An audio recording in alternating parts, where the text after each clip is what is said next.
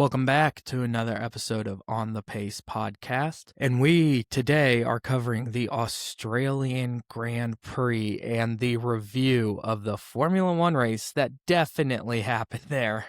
We're gonna cover Australia tonight and IndyCar tomorrow. I understand IndyCar was on the Saturday. They were technically both on a Saturday for me on the East Coast of the United States of America, but I wanted to get the Australian one out of the way first, just because I tend to have more opinions on what happened in Formula One this weekend than I do IndyCar, though IndyCar was itself a good race, but the Australian Grand Prix, I was kind of really looking forward to it, and I wanted to get that out. So tomorrow night I will be discussing IndyCar, and then Tuesday, I will be able to discuss the upcoming WRC Kenya.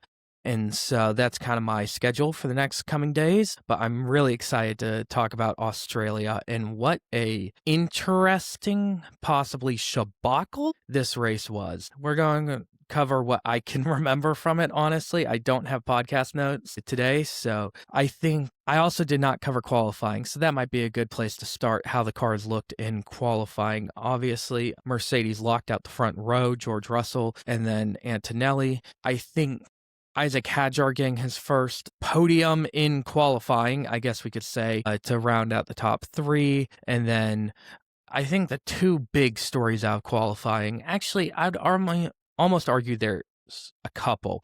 Max Verstappen crashing before he even got going. That was possibly the most shocking situation in at least a couple races that I was able to watch live involving a big crash. That was something else. And now Max has been complaining about the cars the entire time. He basically blamed the car for his crash, not even necessarily the regulation change, but what these new regulations inquire.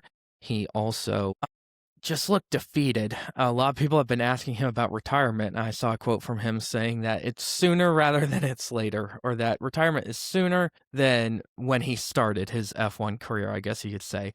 So that was obviously a big storyline out of qualifying. I think continuing on the Red Bull aspect of what happened in qualifying, Isaac Hadjar did great. He put that thing on P3, and with that also being said, Lindblad and Liam Lawson made Q3 back the grid for who ran. Gabby Bortoletto, sorry. Gabby and Audi had a problem, so he did not end up running. And I think almost Ford has possibly cooked. Ford has done a good job with the engines. I think it's always a testament to also see where the V-carb is in comparison to the rest of Red Bull. Obviously, they're using the same engine. They're starting to almost rip apart this idea that they are the same team or that it's a junior team. It's becoming more of a, like, dare I say, step sibling team. But I do think that the engine of Ford looks good. It's almost like the younger guys have a little bit more of these regulations down, and it does seem to be pretty fast along the straights specifically. Obviously, we'll get into the whole straight situation and energy clipping or whatever they were trying to sell us on the entire race. But I do think Ford looks good in general with their engine that they have provided for Red Bull. I think that's a great start. I think the other problem, though, that we saw of qualifying is that it was basically all revolving around George Russell and Mercedes, but it obviously wasn't a problem. The man got pole. The man had a great qualifying lap. But what I mean by that is the fact that George was a second faster than Isaac, I do believe. Kimi was, I think, 0.8 seconds behind George with that as well. But then also George's qualifying lap was slower than the last qualifying lap of the last regs. Now, obviously, as they kind of continue to go up, like as we move through the regs as a progression, the cars do get faster, but the complaints are already starting, and I do have some. But as a whole, qualifying was interesting. Yeah, I don't have that many thoughts about it. It wasn't. We're coming from a qualifying championship, and so what's interesting, of course, is the fact that it might not be so much a qualifying championship anymore. it also might not be a qualifying championship because Mercedes is going to lock out the front row every single qualifying session. But as a whole, it might not be a qualifying championship necessarily. And that gets us to race day on Saturday. So obviously, a lot of thoughts and opinions about the race. I stayed up to watch it. My son woke up at midnight and watched some of it with us. Everyone was talking about the Colapinto and go penalty that Franco Colapinto received because they forgot to put stop and go on it. I missed that because I was trying to put him back to sleep. But in general, the race basically started in true form when the Australian curse struck Oscar Piastri on the route to the grid. So not even the formation lap. I think it's called the reconnaissance lap. It struck right there and then. And that was, I was getting a drink and I walk into the living room and my wife is like on the couch. I said, why is Oscar not participating? She had even missed it on the broadcast. It was so early on when this happened and it was enough damage that he did not start. I feel gutted, honestly, as a Piastri fan. I have a strange relationship with the teams. I think I've mentioned this before in the podcast. I like a lot of the drivers. I really like a lot of the drivers. It's one of those things where I just want good sport rather than I'm a massive fan of said team. My wife is a massive fan of Tifosi. Of Ferrari. She is a Tifosi and Charles Leclerc. But as a whole, I just want good racing. I want a lot of teams to do well. I kind of have a soft spot for Haas. If anything, I know it's not because of Drive to Survive. It's because they were the only American team on the grid for a while. And as someone who lives in North Carolina, pretty far away from their factory, but as someone who I gotta almost root for the home state, right? I gotta root for Haas in some regard. Obviously, Cadillac has come in on the grid and they're branding themselves as America's team, like they forgot Haas exists. Though, if we're gonna be real honest, Haas will be bought by Toyota eventually.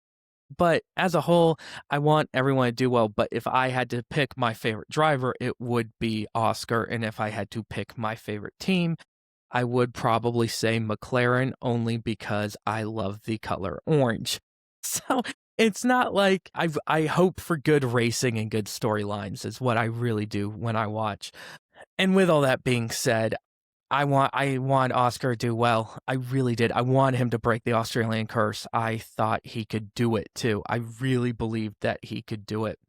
And unfortunately, at the end of the day, as we kind of saw, I don't even know how you could do that. I'm a decent driver. Don't get me wrong. I'm decent on the wheel for the video game. I'm shocked. I don't know if the pressure got to him. I don't know if it was an actual car failure, because as we've kind of seen, no one has really understood what the regs are. But as a whole, I am pretty shocked just that it even happened to him in general. I feel gutted for him. I feel gutted for his fans. I mean, obviously, he's the only Aussie on the grid right now. It's his home race. Australia has a great, great motorsports history and culture. And I mean, they cut to his stand, and I was just like, oh my gosh, those people spent $200 on Oscar Piastri, a limited edition shirt, too. And you just feel terrible for him. And I'm sure Zach Brown was in there trying to throw out some dad jokes to make him feel better. And he was just like, I don't want to talk to you, Zach, if I had to bet anything. But yeah, it's just sad. I felt so bad for him. Nico Hulkenberg as well did not start the race. Obviously, there was something wrong with his engine. I would assume it was the engine.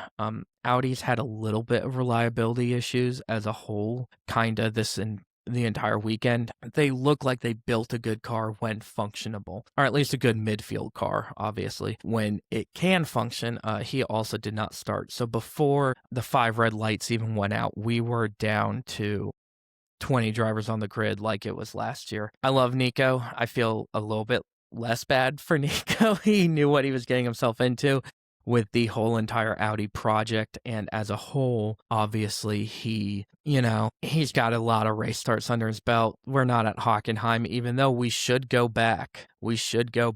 But yeah, so we were down to 20, and then 5 lights went on, and away away we went. And what's really interesting too is how quickly the lights turned out on the race start. I mean, it was just like boom, boom, boom, boom, boom. Like there was no kind of like real weight on it.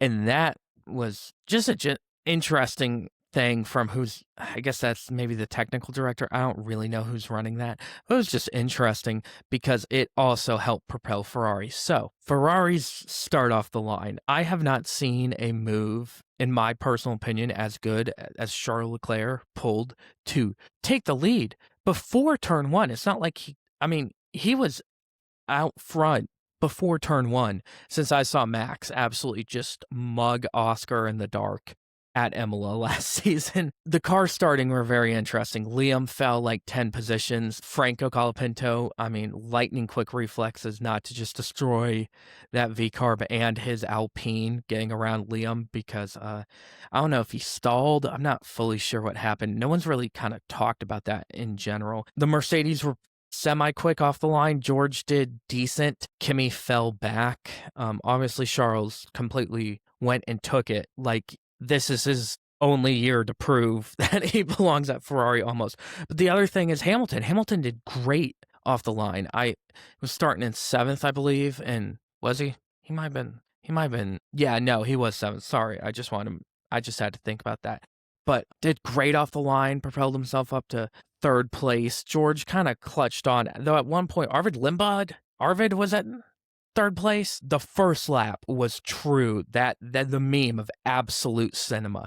I was freaking out as a whole. I was like, oh my gosh, I talked too much about the regs. Max is wrong. But it was absolutely beautiful. And then as the lap kind of went on and we got to lap 2, the battle between Leclerc and Russell was amazing. It's a complicated opinion because it felt like racing, but it also felt very yo-yo-y. Like back and forth, because obviously they're pulling racing maneuvers on each other. They're pulling racing moves. Like, that's the beauty of it.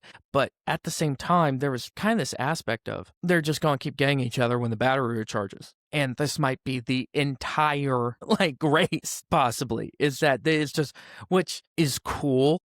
But if it's just a battle of, okay, I'm going to save up my battery and go, and then I'm depleted because you were saving up your battery, which is why I passed you, and then I'm going to go. It kind of leads to this interesting dichotomy of, it's a little bit what we got out of DRS, where you're putting the undercut and the overcut very, very high again.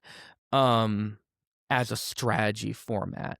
Obviously, you're going to have tire degradation. You're going to have situations where maybe someone's on alternative strategy, because while all this is happening, George and Charles are battling each other. Lewis is gaining. And I think that's what was also kind of spoke a lot into where everyone is. Lewis started gaining, and so did Kimi eventually. Once he kind of got his footing, Kimi started gaining as well on Lewis, of all things. And then it's just an interesting thing. I want to see this play out more. I want to see where we are with these new regulations, and it looks like McLaren has beat out Ferrari as a whole on pure pace, but Ferrari seems a lot closer than I think people were expecting. About a month ago. I'll say about a month ago than people were expecting about a month ago. As a whole, too, it might be a Ferrari-Mercedes title fight. I think Isaac ends up DNFing, of course. And, well, not of course, but Isaac ends up DNFing. That is a little troublesome even though I started this podcast praising what Ford was able to do for Red Bull. That is a little troubling because Lindblad had some issues during practice. Isaac's car, obviously, he pulls off to the side, DNFs. I think they said it was a hydraulic issue, which I guess is not really a, Ford issue. And then you have Max, who after crashing started P20th because Carlos Sainz and Lance Stroll didn't even roll out a car, and just cutting up the grid. But at this point, it's really amazing to see what Max does. Max, I wholeheartedly believe, is the greatest driver in the field on pure driving. If this was a spec series, I mean, bros dominating type thing. Maybe not every single race, because when you get into spec series, there's certain people who you pull to have, oh, they're really good at these 8 tracks. That's why I want them on my team. SVG in NASCAR is a big example of this. A big example of this, even though I love the man. But as a whole, I really also think that Max gets people let him through towards the back of the field. Well, we'll talk about that. But as a whole, when he's plowing by Sergio Perez in a Cadillac just hoping they could finish, Checo's going to let him through. It's not his race. It's not his race to run. And he knows if he doesn't, Max will probably make him pay. So as impressive as a run from 20th to 6th is for Max, I do think it doesn't start really affecting until he starts hitting the points level. Also, just because it's a Red Bull, I mean, they're going to outclass a bunch of the midfield teams in general. Even though last year we were talking about the Red Bull being a midfield car, but especially start of the regs, no one's trying to go wheel to wheel with Max on lap 5 because he crashed out in qualifying. But I do think it was a great couple laps. I mean, I was really intrigued. And like I said, I'm looking at the new regulations and the whole setup going, this might be interesting. Yeah, I do kind of have that question of, is it racing if we're Formula E-ing it with the battery power where it's just build up, go, you pass that person because they were building up battery because they just passed you. But it's interesting and it's entertaining at the very least. Now, of course, the problem then becomes, in general, Isaac's DNF, and as a whole, Ferrari messed up the strategy. Again, Mercedes pits, Mercedes double stacks and does a great job double stacking. And they stay out because they look at their data too much. I mean, I literally texted a friend. I said, time to dust off the old reliable. But as a whole, Ferrari messed up the strategy. Again, we got another Ferrari disaster class on strategy. I think Charles could have done it. I think Hamilton had the pace. We saw him get very far behind Charles at some point, and he was within a second by the time they finished. It could have maybe not been, George might have ended up passing them, but they were possibly on for double podium if they had just pitted like everyone else. And this kind of raises the question again. I mean, I'm at the point where the Tifosi need to start calling for everyone's head. And I don't think they necessarily need to call for Fred's. I know he's he's the boss. He's the end-all be-all. But I have my Penguins and Packers stuff behind me because I watch all sports for the most part. And in football, in American football, as an example, you have the head coach. But if the defense is a massive problem, you also have a defensive coordinator. You ask the defensive coordinator, not the head coach. If the offense is okay and you don't think it's the head coach's fault, you get rid of the defensive coordinator. And that's kind of where I'm stand with Ferrari right now. I think they need to clean house on strategists. Obviously, I'm sorry, but the meme has lived on for 10 years. And I mean, they have cleaned house on strategies before. The meme's lived on. The clown meme continues. I didn't think I'd have to use it this early in the season, but here I am again at Australia, and we're talking about Ferrari strategy and when to pit. It's a simple when to pit problem. It's not even like this, we're doing a crazy tire thing, or, Esteban Ocon, the entirety of not the entirety, but for a while last season, would just pit early, lap 3, put on hards and try to go. It's not even like they're gambling. They're just making the wrong call. And I'm not saying Charles would have won. I'm literally not. I'm not sure he would have. But as a whole, what are you doing? What are you doing? Just make the call to pit. And I think that's the crazy thing about Ferrari too, is that when they're in a battle with anyone, they like to pull this idea that we have to do the opposite of whatever they're doing. Go in with Mercedes, double stack. And we heard it from Hamilton. Hamilton's on the radio talking about, guys, one of us should have come in. It's all right if it wasn't me. It's all right if it was me, but one of us should have come in. I don't even know what they're looking at. What's the data say? We already thought George, just the betting Vegas favor. There are people out here predicting Kimmy's going to win. You have to try something different. And I don't know if they're scared to. I don't know if they're stuck in their ways. It has truly made me question things about what Ferrari is doing. Just another American football comparison real quick, because I really think this is important. Ferrari almost is the Pittsburgh Steelers. Last time Steelers won was 2009. Last time Ferrari won was as a constructor was '08. And there's this guy I watch on YouTube who I love, but he constantly always goes around screaming, because he is a Pittsburgh Steelers fan, screaming that the standard is the standard, to mock whatever the Pittsburgh Steelers do, because they are the definition of a historic team who can't change their ways. And that's what Ferrari is at this point. The standard is the standard for Ferrari, and the standard is battling for second and third in the constructors and hoping you get 2 race wins. And I don't think it's Fred. I don't think it's Fred. I can't see how it's Fred, honestly, because it's everyone all the time. It's no matter who they bring in. I really think it's almost got to be a lower level situation, or maybe there's also such thing as having too many talking heads in the room on staff. Do they have too many people? I don't know. I can't read Italian. I don't read Italian news press reports, but like something has to change. And I thought Hamilton would be the something that has to change. I thought Hamilton might even bring his own people. I'm not even a Ferrari fan. Gosh, I know it sucks for the entirety of Italy. I know it. And I mean, the Tifosi's a national, fan base. I know it sucks for every single one of them. Because yes, Charles got third. But Lord only knows. I mean, dude looked defeated himself. For the record, at the end of the podium, Kimi looked like he was exhausted, like physically exhausted. He was just standing there like... But either way, Charles looks like he's got Sebastian Vettel in the back of his head talking about how Ferrari will beat you down, because that is what Sebastian Vettel told him. Anyway, Ferrari botched it. Sorry. And that's kind of when the race stopped being interesting. I mean, Aston was doing some weird things. Obviously, I think their statement about they can only do 25 laps was true. Aston's fluttering out there, oh, we're going to bring you in for 15 laps, work on the car, send you back out. So it looks like, a super speedway statistic with you at the bottom of, down 16 laps, guys. Bottas DNF'd. I kind of expected that a little bit from Cadillac. I didn't. I'm glad that both them were able to get out there. I'm glad that Checo finished. I am, like I said, as someone who kind of supports Haas, or at least likes seeing Haas do well, I'm kind of supporting Cadillac. Just, I guess it's my Americanism running through. And plus, I like both those drivers as people. I'm a big fan of Checo as a person. And so I'm glad he got to finish. But yeah, it turned into a regular F1 race, because let's be real, there's always that time where it's like, when the announcers start going, well, if there's a safety car, that's when that's when it's kind of, dare I say, done for.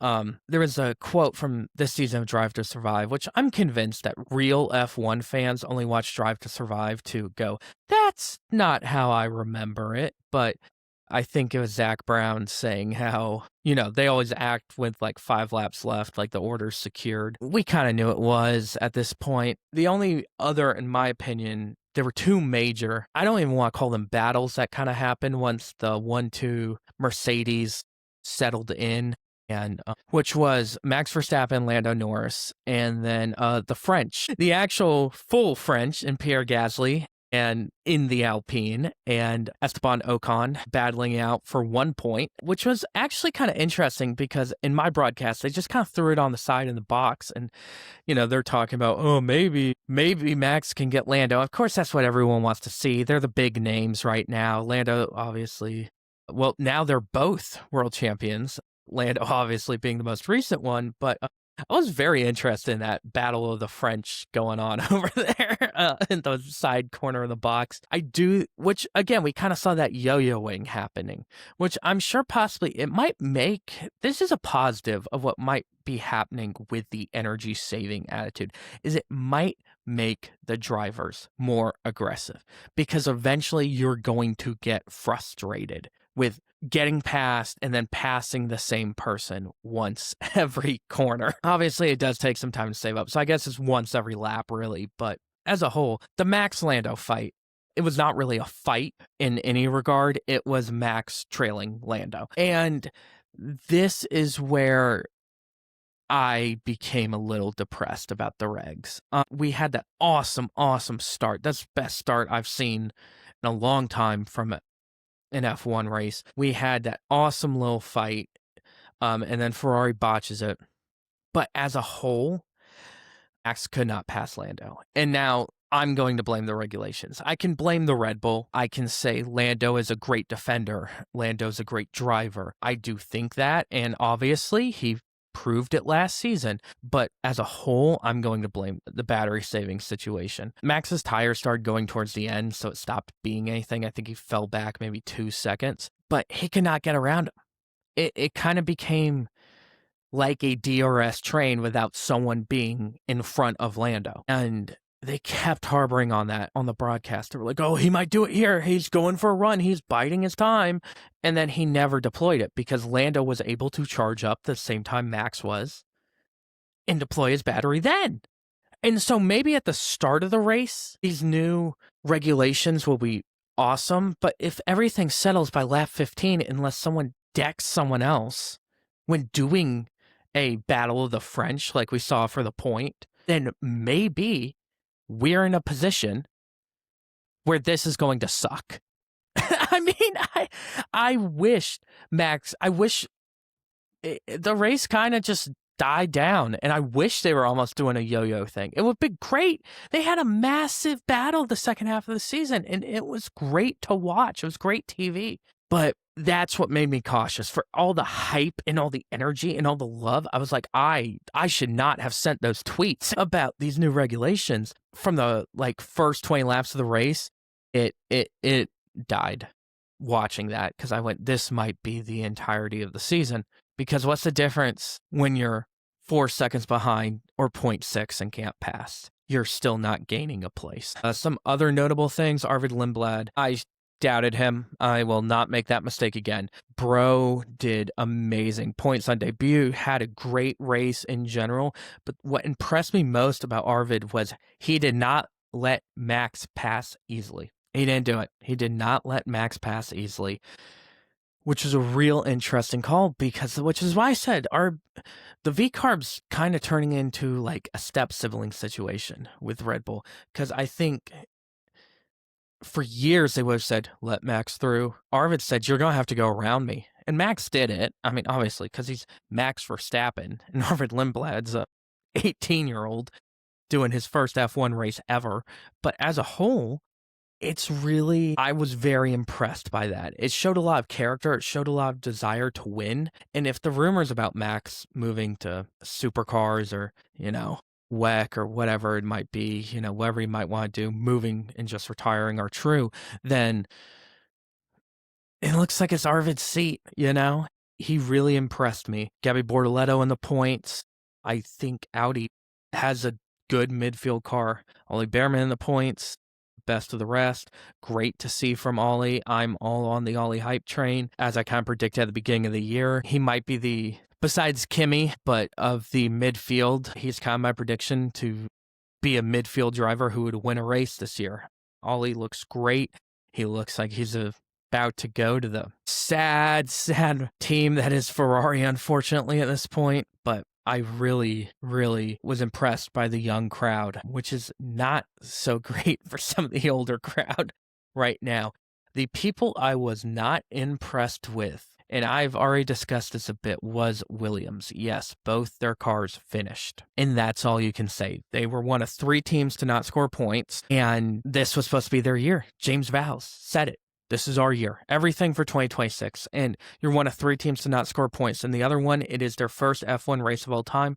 And that is Cadillac. And the other team is a disaster class, a locale like we have not seen in forever. And you can't pull points off as a team. You have 2 of the best drivers on the grid, in my opinion. Put them in the correct car now. Obviously, Alex got a shot at Red Bull. Carlos got a shot at Ferrari, and he performed well at Ferrari. He won this race 2 years ago. I understand Carlos was coming from the back, so I will give him that. But as a whole, Williams, what are you doing? 2025 might have been the year. And I've realized something about James Vowles. James Vowles has sold everyone on the idea. But if you can't put the idea on track, then it's still just an idea and will forever continue to just be an idea. I hope Williams does well. I would love to see Williams win the Constructors. I truly would within the next 4 years. I would love that. I'd love to see Carlos and Alex competing for wins. But when you can't make the dream a reality, you're just a dreamer.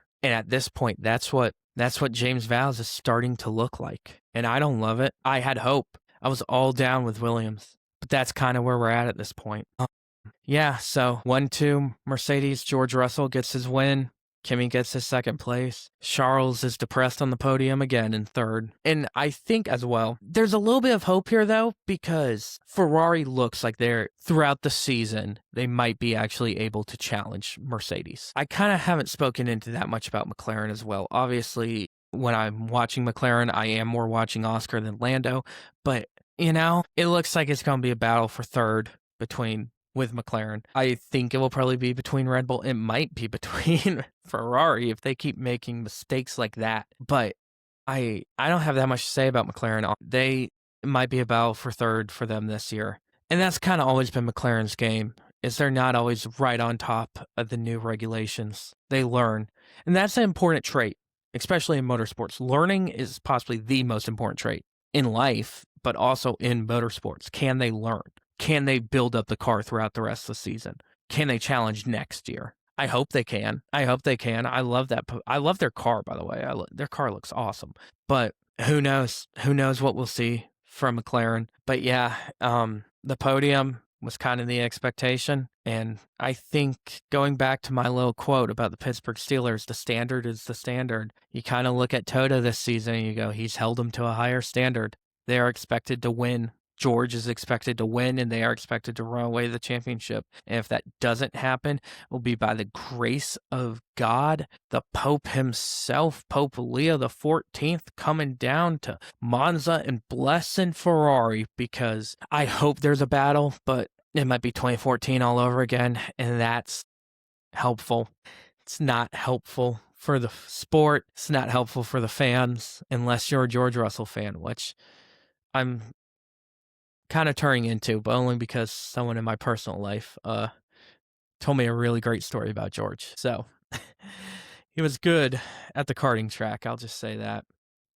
Anyway, I kind of want to get into my predictions now that I predicted last episode, and I'm just going to keep up the score for all the predictions I make and see how many I get right. So I'll talk about them a little bit too. I had George winning. That one's kind of a shoe-in. I thought I might have George winning every race. That might be a problem because I'm only competing against myself. But just like the track, had George got that one correct. I had Max in second. Do I think Max could have made second if he actually was able to put in a qualifying lap? I don't think so. I think right now there is a very clear 1-2 situation with Ferrari and Mercedes. I know a lot of people were concerned about the Ford engine back when Christian Horner got fired. There were rumors swirling around that was why he was fired, is that it wasn't going well.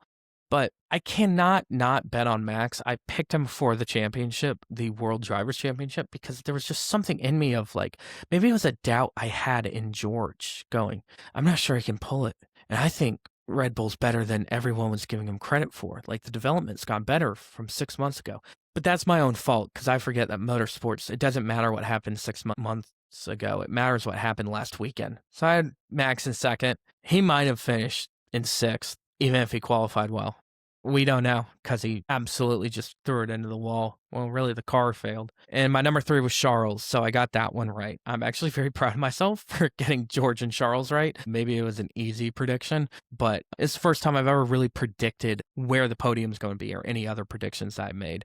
So I'm actually happy for myself, all right? But yeah, I still think Charles, even though Ferrari will never admit it, is the number 1 driver at Ferrari. And I think he's going to get a little bit of preferential treatment this year if it really does become a situation of an actual World Drivers title fight between him and George, which we can only hope for at this point. For my prediction, my first to last prediction, which is a prediction of who will drop the farthest from where they qualified, I went for Oscar. I didn't want to do it. I didn't want to give him the Australian curse. I really did not want to give Oscar the Australian curse, but that might be the most vicious way I've seen it happen. That's the whole reason I predicted that. And my little YouTube short that I have of it got downvoted because I don't think a bunch of Australians like that. I didn't like saying it, but I went for it. I didn't want it to happen. I wanted him to break it. I really, really, really wanted him to break it. And he didn't. So I guess my prediction's right. I take no joy in this one. I really don't. My prediction of last to first, who was going to move up the grid the most from where they qualified, was Alex Albon.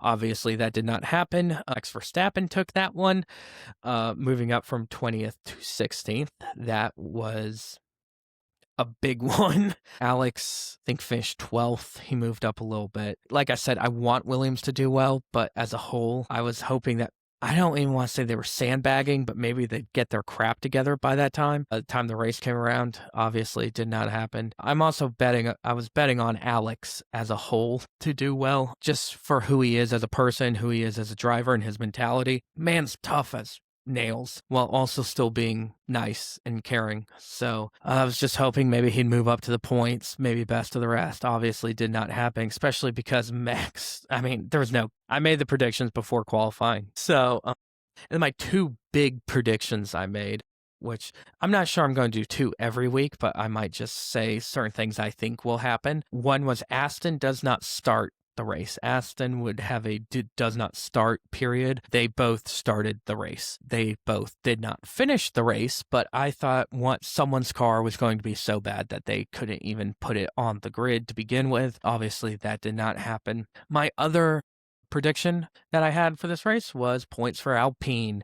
And that did come in, Pierre Gasly. And so I am very happy with that one. Have more faith in Pierre Gasly than I necessarily do Alpine. I think Gasly is a good driver. I think his battle with Ocon was interesting. Maybe that's why I was so invested in it. Because in the back of my head, I was like, I predicted he's going to score a point. I predicted he's going to score a point. And he did. And I think Alpine's not going to be fuddling around towards the super back. I still think they're obviously a midfield car, no matter what Flavio wants to lie to himself and say. So, which, I mean, we'll see how long around Flavio is. Because, I mean, bro's in the Epstein files, like, legitimately. So we'll see how long Flavio stays around. I mean, he was supposed to be perma-banned anyway, but congrats to Pierre. Great race for him. And yeah, so I got 4 out of 7 right. I'm going to kind of keep tallying as we go so I can see what percentage of my predictions at the end of the season I got right. And I'll add that into my entire recap of how I predicted the season at the beginning of the year. So next up is China. A great track. I really love the track. It's very unique. I'm awful at it at pretty much any racing game I play, but it's a great track. I love to watch that race. I'm going to have to stay up so late to watch it, but really excited for it. I do want to add this talk a little bit just towards the end. There's a little bit of a concern right now with the tracks in Bahrain and the track in Saudi Arabia with the war. No matter what the leadership in my country wants to pretend it's not, the war that we waged against Iran and having those tracks in the Middle East, some of the terrible things are happening because, Lord, yeah. It's just bad right now. And whether or not we will race, I think it's for the entirety of April, if I'm correct, in the Middle East at all, Bahrain and Saudi Arabia. If I don't know, my first hope is that people in those countries are safe and people in who are civilians, innocent bystanders, that they are not harmed. But on the F1 talk, if they cancel those races, which I don't think will happen because the FIA exists and Mohammed bin Salah is there to sports wash Saudi Arabia, basically, as the head of the FIA. I really hope that if they are canceled, they are replaced with something. My pick for this is Fuji. I would love to see just a one-off situation. We go Suzuka, Fuji. They can move all their stuff on trucks. I know it's on the other side of Tokyo. Or wait, no. Suzuka's not in Tokyo. Fuji's very much kind of more outside, if I'm correct. But I hope we might be able to get a different race added to the calendar if unfortunately that disaster that's going on right now, that unfair disaster that's going on, ramps up. And I'm not trying to talk about politics in any regard, but it is a shame how war can affect the other aspects that the world enjoys. And obviously, though, if anything happens, my hope is with the Middle East, my hope is that a missile comes and takes out the circuit in Qatar, because what an awful circuit. Anyway, I will be back on tomorrow doing the IndyCar recap, and I will be on Tuesday. I will be breaking down my predictions for the WRC Kenya, and Thursday I will be back with predictions for China. So hope everyone had fun, and don't forget to please subscribe on wherever you're listening. Tell me how I can do better. Please tell me how I can do better. I don't have that much money, so I'm not sure I can upgrade my recording situation as of right this second, but any other ways I can do better, I will always take it. And please subscribe, and good night.